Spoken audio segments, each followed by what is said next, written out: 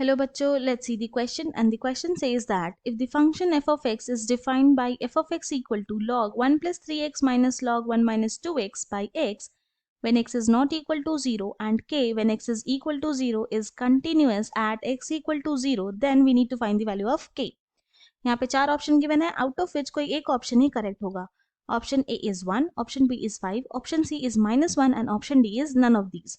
तो हम लोग क्या करेंगे, यहाँ पे सबसे पहले हमारा की कॉन्सेप्ट लिख लेंगे जो यूज करने वाले हैं.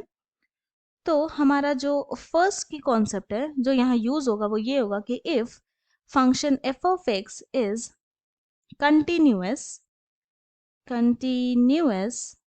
at point x equal to a, then limit x tends to a f of x is equal to f of a.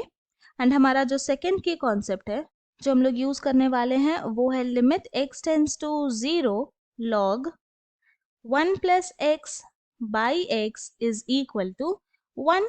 तो अब ये दो की कॉन्सेप्ट का हेल्प से हम अपने क्वेश्चन को सॉल्व करेंगे. तो हमें यहाँ पे क्या गिवन है कि हमारा जो फंक्शन f ऑफ x है इज कंटिन्यूअस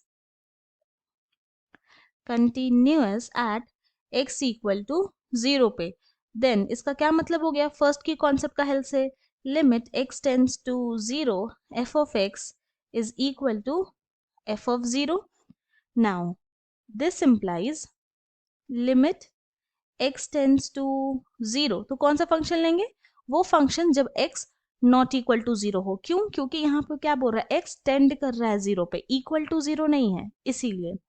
तो वो फंक्शन लिखते हैं. तो यहाँ पर आएगा log 1 plus 3x minus log 1 minus 2x divided by x and this is equal to function at x equal to 0 पे क्या है, k. तो राइट हैंड साइड हो जाएगा k.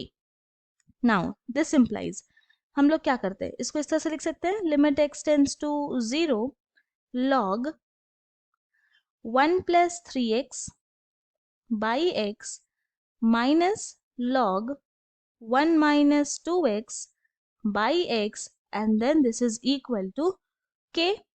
Now this implies limit को अब हम लोग डिस्ट्रीब्यूट कर देते हैं. तो ये हो जाएगा limit x tends to 0 log 1 plus 3x by x minus limit x tends to 0 log 1 minus 2x by x and this is equal to k.